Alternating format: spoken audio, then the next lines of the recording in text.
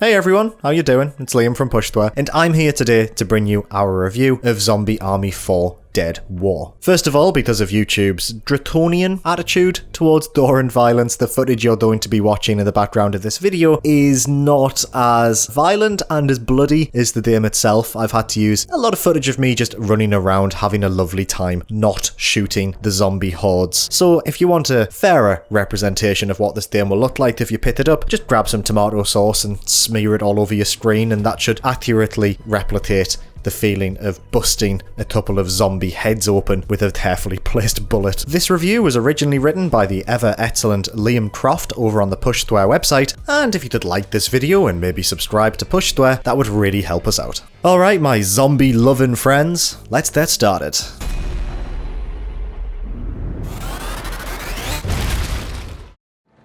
After so much sacrifice, so much horror, it seemed the world would wake at last from its nightmare.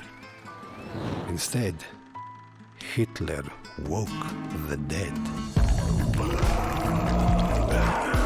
For the best part of the PlayStation 4 generation, UK-based studio Rebellion has been improving, tweaking, and fine-tuning its cooperative offering through various releases. Zombie Army Trilogy got the ball rolling before Strange Brigade proved 3 years later that the developer had something special on its hands. However, it feels like all of that hard work has been leading up to its latest project. While it does come with its own set of minor flaws, Zombie Army 4 Dead War is Rebellion's greatest game yet. If you've played any of the team's previous efforts, you'll know exactly what to expect from one of its flagship franchises. This is a third-person shooter which understands and revels in its absurdity. Zombie Hitler may have been put to rest in the pits of hell, but that hasn't stopped his legions of undead once again rising from their graves and casting the world into a state of war. What follows is a tongue-in-cheek, globe-trotting campaign that is just as much fun experienced alone as it is with a group of friends. That's because so much of what the game asks you to do is enhanced by cooperation and friendly banter that playing on your lonesome almost makes you feel like you're missing out on something. It's perfectly playable without teammates, to the point where this is one of the most accommodating campaigns on the market, but it just can't replicate friendship. No matter whether you're playing alone or alongside others, however, you'll still be performing the same tasks. From defending key points on the map and baiting zombies into blood fountains, to putting a bullet through the skull of every last member of the undead, it's a typical cooperative affair. Making your way from one safe room to the next is the name of the game, with a somewhat linear level to navigate and various tasks and side objectives to complete along the way.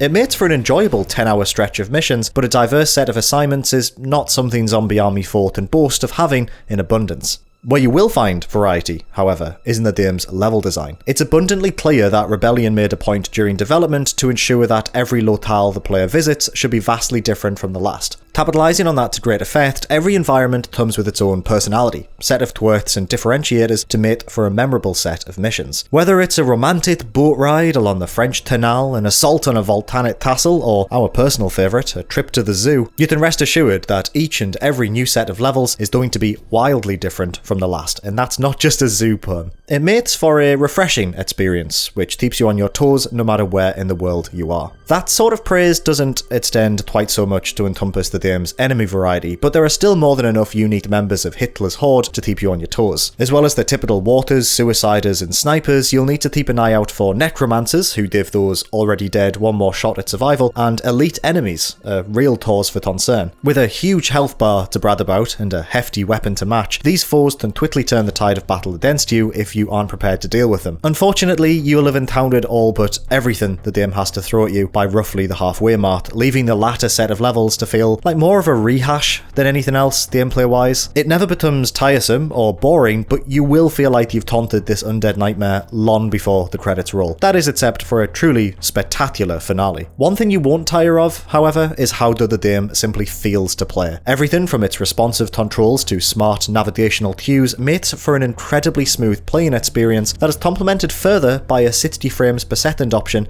on the PlayStation 4. It's a game you could return to a year later and just jump right back into it within a few minutes, and I think that speaks volumes about just how nice it feels to play. That's an aspect more important than you might think, as repeat playthroughs benefit your overall rank, lead to weapon upgrades, and unlock more perks. You can pick from a choice of 4 characters at the beginning of a campaign, each coming with their own bonuses. They're nothing major. Shola has an increased trap damage radius, while Jun moves about the battlefield faster, meaning that you're pretty much free to choose whoever you like. A persistent level and loadouts are shared between the team, so you'll never be left wanting should you decide to try out a new character. It's a pretty neat feature, which promotes exploration of its welcomingly diverse cast. Outside of the campaign, a fully fledged Horde mode is going to have you coming back for more and more. 4 maps, split across various difficulty modes, will test your skills to the absolute limit, once again playable alone or with friends. It's most certainly not an afterthought either, quite the opposite in fact, as new areas open up between waves and ammo refill stations switch their positions, causing you to find a new corner to hold up in the process. With the option of escaping after its 12th wave or choosing to fight until the bitter end, this is a Horde mode primed to impress. What's more, weekly events will rotate in and out with new challenges that reward additional XP and new cosmetic items. You'll need to take on various campaign levels with handicaps and rules that limit your loadout, they adjust the amount of ammo you have access to and change the effects of certain perks. Nah, don't get us wrong, it's, not a replacement for Destiny 2, but Zombie Army 4 is a game you and a group of friends to play for weeks on end should you embrace everything it has to offer. For that to happen, however, Rebellion needs to have gotten everything right on the technical side, and it has, to an impressive degree. We didn't encounter a single bug or glitch during our time with the game, while the frame rate stuck to a butter-smooth 60 in performance mode. Those who prefer to have some nicer visuals to look at instead can do so on PS4 Pro, although no matter which option you pick, you're in for one incredibly reliable experience.